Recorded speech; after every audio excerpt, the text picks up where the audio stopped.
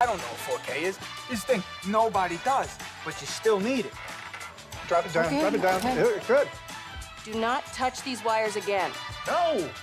Well, there goes any hope I had of being superior to She-Hulk simps.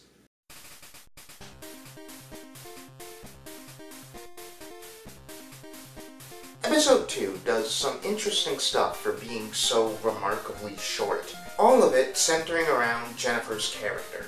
To start with, I like how Jen's character seems to be reflected in the fourth wall breaking. She spends a lot of this show talking over people, or talking at them as a means of venting about something. There are exceptions, of course, which I'll talk about briefly, but for that kind of person, speaking or emoting to an audience who literally can't talk back is a telling choice. For the entirety of this episode, Jen is in the position to be stressed about a lot, and she treats everyone that she can, even her viewers, like a sounding board.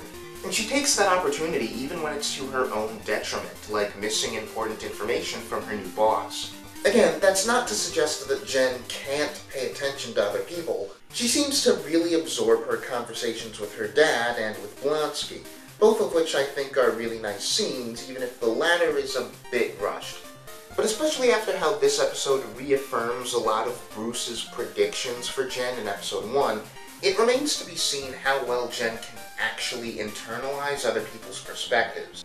Speaking of the Blonsky scene, I really do wish we got more. If you go back to The Incredible Hulk, Blonsky is a more nuanced antagonist than I think he gets credit for. He's not a mustache-twirling villain. He's a guy desperate to prove his supremacy to the Hulk and prove that he was the right guy to call to complete this mission. In that story, he's a guy who's compensating for a lot, and I think bringing that sympathetic context out into the forefront for this show really works. And I'm eager to see more of him and what his larger role in the upcoming narrative is going to be. On a related note, I love the idea of super influencers being a thing, but it's also weird to see how little is actually being done with the heavily advertised Jamila Jamil. Seriously guys, you're doing a great job with the viral marketing of this character, now you just need to do something with her. Bringing it back around to Jen, I like the character arc that I see being set up here. Jen being She-Hulk is an impediment to her career, even when she uses her powers for the right reasons. And the world is pushing the label of superhero onto her when she definitely does not want it. Being She-Hulk has basically stuck Jen in the role of a sideshow or publicity hire. There's something really dehumanizing about it.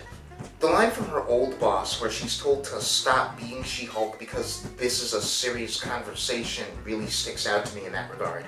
Like, people universally think of She-Hulk as a party favor, like Jen's joking around by being big and green for a few minutes. That dehumanization that comes with being a spectacle is a new angle on having superpowers that I've not really seen a ton from live-action superhero media. As far as that medium goes, the MCU's always been the domain of the celebrity superhero approach to how civilians view them. But it's unique, both in this franchise and in general, to see the normies react not with adulation, awe, or fear, but rather to see a fundamental part of someone as a novelty, as a gimmick.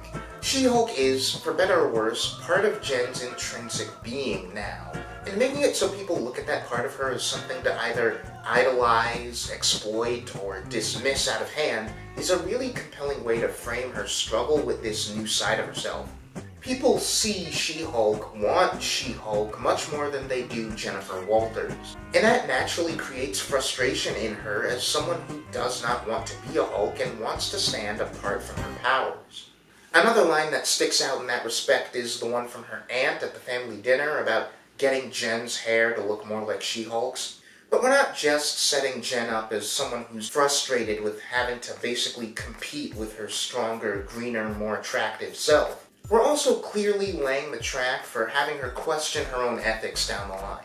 Jen's thrown her lot in with GLK&H, who are clearly shady and amoral, and have already proven that they're going to A, exploit her celebrity, and B, push her to do morally unconscionable things to further her career. This situation being one born of such impulsive decision-making on Jen's part makes for both a funny joke and a really good bit of characterization. showing that when put in a tough spot, Jen doesn't always stop and think through the ethics of her actions the way she ought to. It means she's already willing to compromise her morals in certain areas if it means advancing professionally. And speaking of gags, worth noting about this episode is that I laughed a lot more than I did with episode 1. Not all the jokes were hitters, but it was more than one. I loved the attorney for hire title gag. The Ed Norton meta joke was one that got a good laugh out of me. There's lots of little background gags and references through the episode that make both for fun punchlines and great world building. And speaking of the world building, using this show as a means to deep dive on the legalities of this world is an idea with a lot of potential. And I hope the rest of the show capitalizes on the opportunity to fill those blanks. Anyway, I thought this was another strong, if criminally short episode, but you should let me know what you think about it in the comments. Or if you've got nothing to say on the show, just let me know what you thought of this video. Share it around, like and subscribe if you haven't already, and I'll see you in the future.